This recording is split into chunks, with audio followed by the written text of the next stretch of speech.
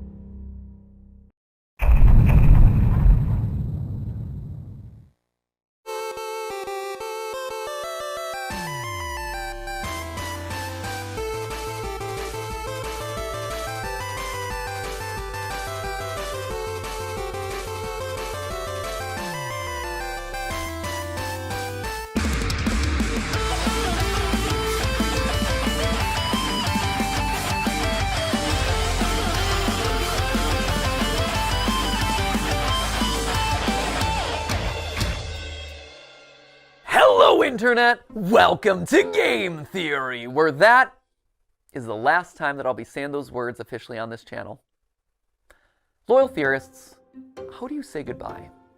13 years ago, I made you this promise. Do you want to know more about the games you love without having to put in any work of your own? Well, now you can play and learn. That's right, Weboverse. We have created Game Theory, gaming's tangential learning experience. Well, Weboverse, here we are today, 3,000 videos of tangential learning later.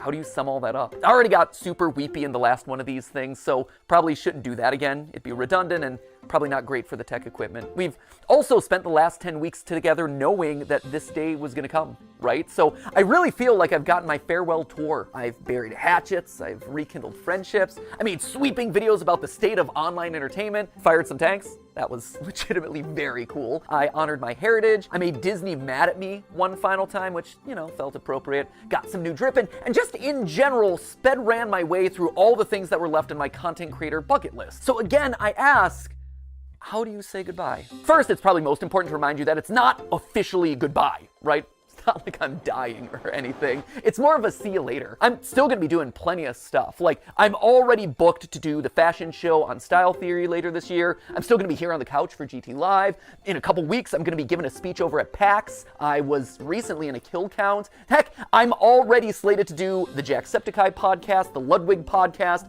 There's a collaboration I'm doing with Shea Frillis Productions. There's the FNAF musical over on Random Encounters. Like, I will be doing a lot, and you will probably be sick of me doing all these things on everyone else's channels. But if you do want to stay in touch with me, there are actually two ways that you could do it. Normally I'd say something like, oh, you can follow me on Twitter, but we all know that there's like a grand total of 0 people who want to be over on that platform. So instead, I decided to make you this.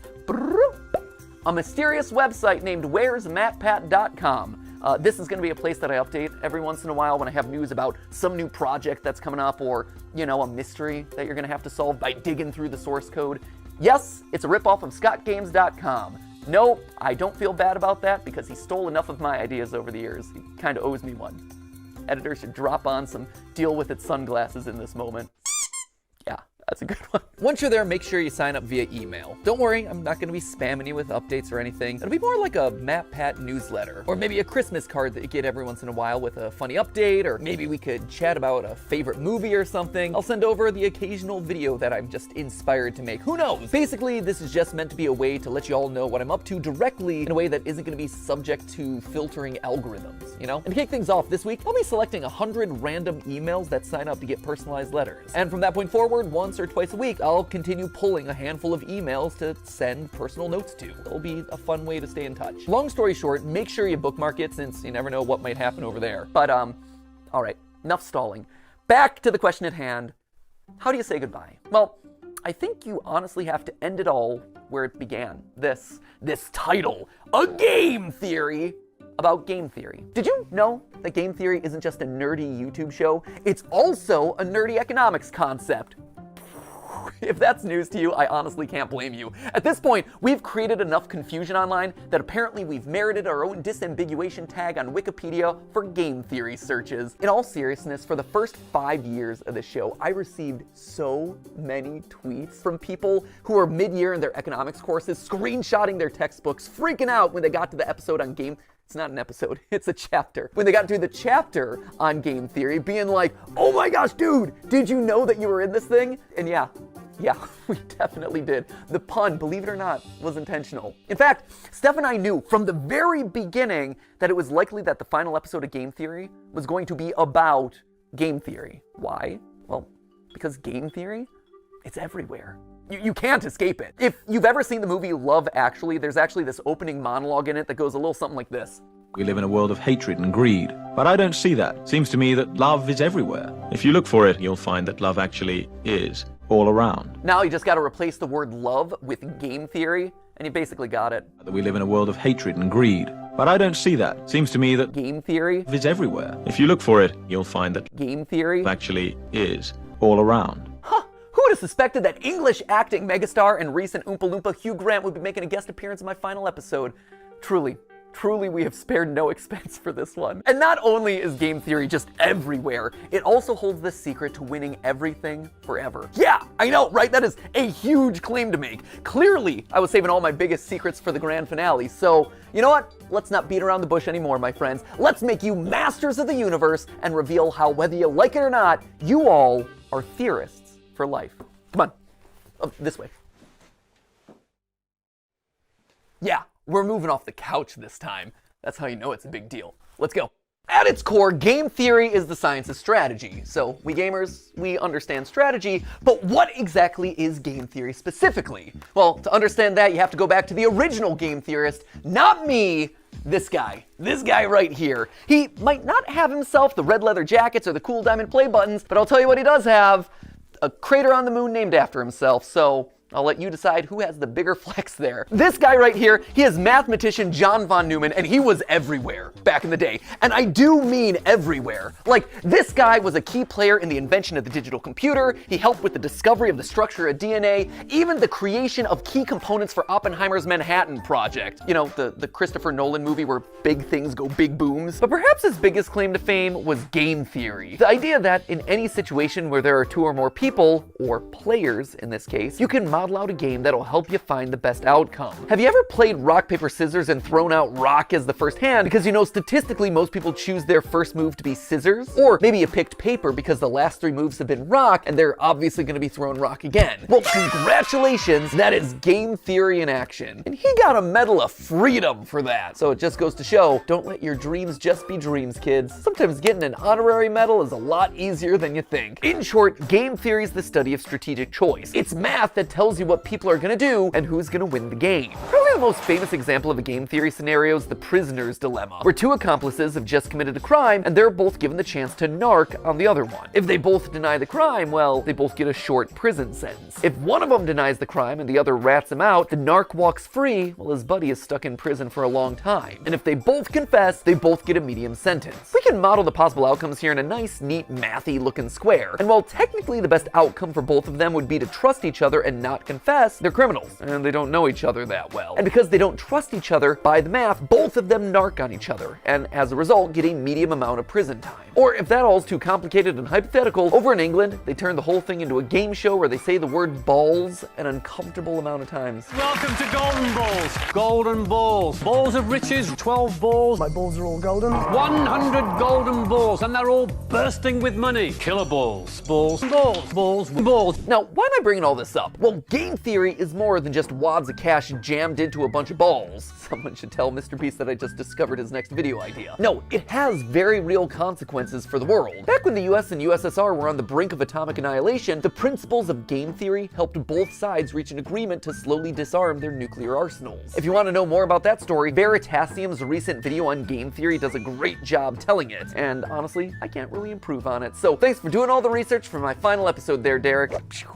If you want an example that's a bit closer to home though, here you go, YouTube.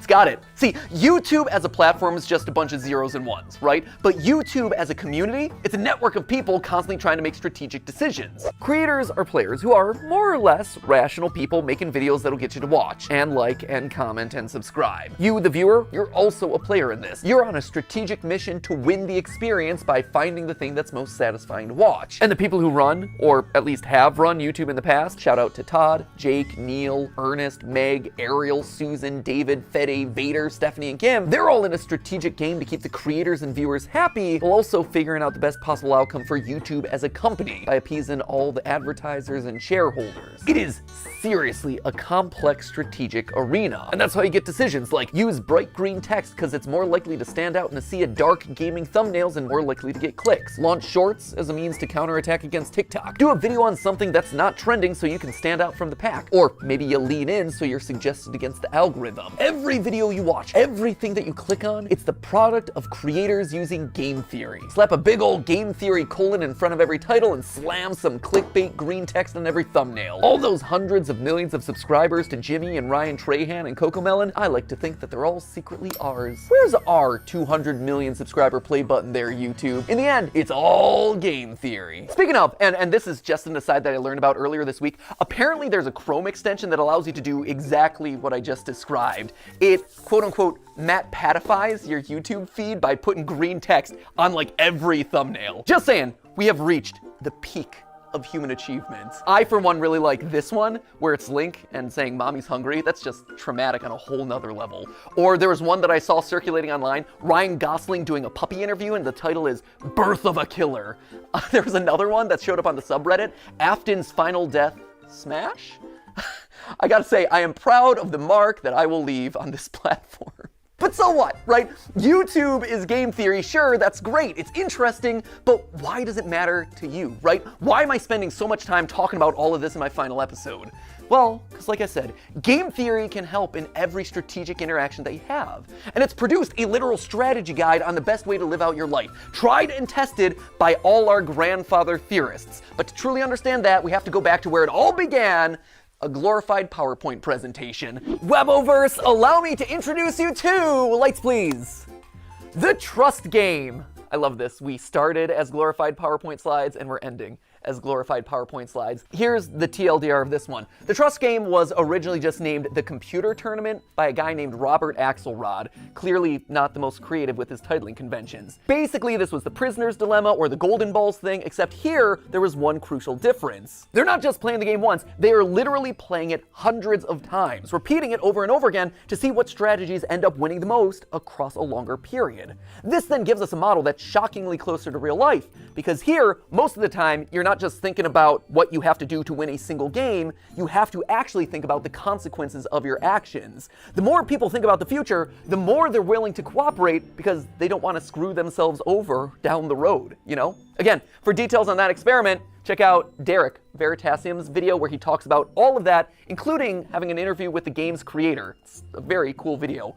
I also borrowed his convention for that one, so thanks for the latter and the idea there, Derek. You can also watch Dr. Trevor Bassett's video on the topic, or, you know, the various TED Talks that are all about this experiment. We'll link to all of those down in the description below. But just to jump to the big conclusion here, the best strategy to winning it big boils down to 4 key points. Number 1, be cooperative. Lead with trust. Assuming that the person you're playing with is your enemy right off the bat, it's not going to serve you well. Trust in others, it's going to let you win more frequently in the end. Secondly, don't be a pushover. Sure, it's good to be trusting, that is great, but the second that someone takes advantage of your trust, the winning strategy is to call them out on it and then immediately hold them accountable. Which leads nicely then to point number 3, being forgiving. Don't hold a grudge. Don't be a Mr. Darcy. My good opinion once lost is lost forever. That is a failing indeed. You tell him, girl, you are exactly right. She's speaking some game theory truth right there. Well, sure, it hurts to have your trust broken. Staying open to the chance that other people can change, that they can grow and learn and get better, that is the ideal solution here. The trust game showed that players who held their opponent accountable, but then forgave them, actually won out more often than any other strategy. And lastly, it's important to be honest and open about your strategy. When people can't understand what you're thinking, that's then when mistrust starts to breed. By being honest, it breeds honesty in others. It allows you to build on that trust over time, one step, bit by bit. Across the thousands of rounds of testing, nice strategies that were fair but also firm ultimately won out the most. Now, when I read these outcomes, what really struck me first was how they present a really hopeful view of the world. A hopeful view that I don't think a lot of us carry around a lot. I mean, it's easy to assume that everyone out there is out to get you, and it's easier to just close off to people who've wronged us in the past, but math, and game theory specifically, proves that assumption's wrong. And hey, if you don't want to believe the thousands of rounds of computer simulations, there is a very solid real-life example: YouTube. YouTube is a positive-sum game, which means that more than one person can win. And in fact, a lot of times, the more others win, the more you can win too. When I was just starting off, I was so mad and scared when Vsauce 3 released this video, calculating Sonic's speed. I'd been working for a year on the channel at that point, grinding away and seeing a fair amount of growth, but in that moment I saw a spin-off of one of YouTube's top subscribed channels just horning in on my territory of gaming science. It was like they were gonna steamroll me. They were gonna steal my audience away. So I did a video where I tried to stake my claim, and thus Sonic is Slow was born. Hello, Internet. Welcome to Game Theory, applying science to video games since April 18th of 2011. Recently, however, a new gaming scientist has come onto the scene. The good folks over at Vsauce 3 recently took a gander at a game series I covered in episode 5. It's a great video, except for one thing: it's wrong. Listen to my voice in that. Oh, I'm so proud that I finally hit puberty, like 7 years into making these videos. Anyway, you can tell that I'm super salty in this one, right? I'm asserting that I did it first. I'm citing the dates. I am literally trying to one-up Vsauce 3. But then something interesting happened. I got views from Vsauce. I saw that their video and mine were actually helping each other. I was so afraid of me losing a year of hard-earned progress. But in reality, I wasn't just operating on my own island anymore. By unintentionally cooperating with each other, we had just created our own little micro-trend of gaming science content. There were clearly enough views for all of us. Steph and I, in our years of consulting, kept hammering home this one point, that YouTube is a place where all ships can rise. Leading with trust goes a long way. From inviting someone to collab on your channel, to comparing notes on production because it can help you both. You actually see this kind of cooperative game theory in action with content houses, or projects like the QSMP where creators are helping each other and sharing audiences. On the flip side, there are creators who haven't done a good job of leading with trust, and who've approached YouTube as a zero-sum game, a place where there can only be one winner. And guess what? Didn't work. Back in 2020, a few of the top beauty creators tried to take each other down, encouraging viewers not to watch each other, trying to turn audiences against people that they thought were their competitors. It was for the clout, it was for the views, and it backfired. In fact, it backfired so badly that all of their channels took a massive hit, and the beauty vertical, which was once a main pillar of YouTube's earliest days, never truly recovered. By working together, the platform thrives. Lights? But by thinking that you can only win when other people lose, well, that's when everyone loses. It's kind of sad. Let's move on. But if you don't want to listen to mathematicians or YouTube meta-analyses, just look at me. Game Theory, the show, is a testament to those 4 lessons of game theory, the nerdy economics concept. Every person who's built this channel has led with trust. Ronnie, he put his own show on the back burner so he could dedicate his time to editing Game Theory, trusting that we would be able to succeed more together. He helped the show to truly become what I had always dreamed it would be, and I honestly wish that he could be here to this day so I could thank him so much for that. The same is true for Goomba and Drake and Lee and Ryder and all the other partner shows who joined up with us in lieu of working on their own channels. Steph, she left being a consultant at a real company in the medical field on the belief that by cooperating, we could actually make something really special together. Jason, who is actually right here behind the camera right now, Jason, who you know as the guy that we blame all the time on GT Live. Jason was Theorist's first full-time employee after me and Steph. He jumped in there when all we had was a kitchen table and a cat that he was constantly allergic to. And Sudafed, you have this man to thank for your current net worth. Because and Zyrtec. And Zyrtec. And Zyrtec, You have yeah. taken so many pills over the years. I have. But all medically prescribed, though, I promise. yeah, no, good medical pills, not anything sketchy, for sure. But Jason is the man that we have trusted with the weight of the entire production process across all the channels for years. Like, this man is the unsung hero of everything you've probably ever watched across any of the channels. Without him, without you, none of these videos would get made. Thank you. Now get back there, okay? Enough of you. I gotta thank other people. You know, friendship first, but also working together to create awesome stuff, right? And if you're talking about unsung heroes on this channel, there is one man who also deserves a call out, and his name is Yossi. He is our audio wizard. He is the man who I have trusted with my voice for the better part of 9 years. He has had to suffer through more hours of my voice than anyone else in the world. I am so sorry, Yossi. I am so sorry for all the burps and weird edits and weird diatribes and jump scares that Ali has given me over the years. Was Yossi a pro when he first joined up with us? No. But you know what he was willing to do? He was willing to learn. And I've trusted him with my voice for the better part of 9 years. And the same goes for another member of the team who you've never gotten to see, but was actually there before the channel was even monetized, which is kind of crazy to think about. You don't know Dan Levitt, but Dan was another one. He was the first who actually saw potential in me and in these channels as a whole, offering to become my manager even though he had never managed a YouTuber before. He just jumped in with 2 feet and said, hey, I've never gotten a brand deal in the past, but think I could do it for you. And he did. And then he got me literally hundreds more. He has his own management company now, and he manages some of the biggest sports creators on all of YouTube. I can say with complete confidence that this company and my career would have looked totally different had it not been for Dan. And his career and his company would have looked totally different without me. He and I have built businesses parallel to each other, right next to each other, using cooperative game theory for over a decade. He trusts me to make good decisions on YouTube, and I trust him to make good decisions as my manager, and we both benefit in the long run. But perhaps the most important person in all of these trusting relationships is you. You guys, right here. I wear you on my wrist these days. You loyal theorists have been the best example of game theory in the history of the show Game Theory. Every time you click on one of these videos, you are leading with trust. You are saying, you know what, I'm gonna give this one a chance, especially on those episodes that are covering topics that you've never even heard of. And on my end, I've always tried my best to fulfill on that promise and make sure that your trust pays off by delivering a great, well-researched, fun, a lot of times stupid video. And yeah, there have been plenty of times where I've missed the mark, where you weren't happy about a topic, or where I said something wrong, or my research was bad, or whatever, and I needed to learn about that. And so you, acting exactly as you should, according to that trust game, you called me out in those moments. You showed me that I had made a mistake. But more importantly, you were willing to forgive. You gave me a chance to learn and grow as a creator and as a person. And look at this. We all won. Look at this thing that we managed to build together. Don't tell anyone else. I mean, there's 3 of them here in the room, but like the rest of them downstairs. You guys, you've always been the most important member of this team, whether or not you ever realized it. And now, as new hosts step in, yeah, they're obviously gonna have to learn a lot, and they're gonna have to earn your trust just like I did over a prolonged period of time. But I hope that you approach them with the same sense of cooperation and goodwill that you did for me all those years ago.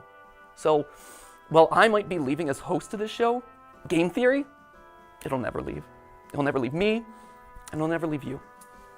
We are all Game Theory, which honestly is why I thought it was fitting for you guys to be the one to say this. But hey! That's just a theory. That's just a theory. It's just a theory! Just a theory. That's just a theory. Okay, theory. Class dismissed. Thanks for the theories, MatPat. But hey, that's just a theory. C'est juste une théorie. Just a theory. Just a theory. Just a theory. Just a theory. Thanks for everything. But hey, that's just a theory. That's just a theory. Just a theory. Just a theory. Theory. Theory. theory. Theory. Theory. Theory. Theory. That's just a theory. That's just a theory. That's just a theory. That's just a theory. That's just a theory. That's just a theory. A style theory. A food theory. A film theory. A game theory.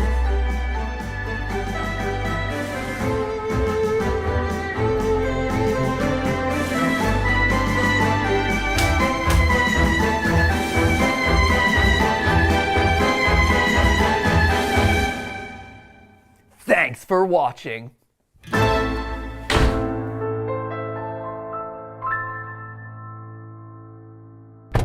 man, where to? I got something I gotta do. Okay, Ready for a road trip? I guess.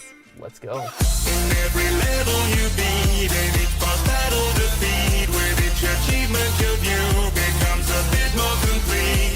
You have a blank page and a clear horizon, so why not do a little theorizing?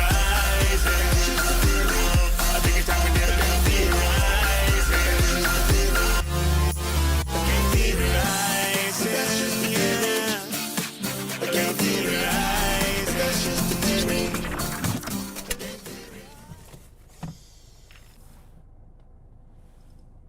You ready? Yeah.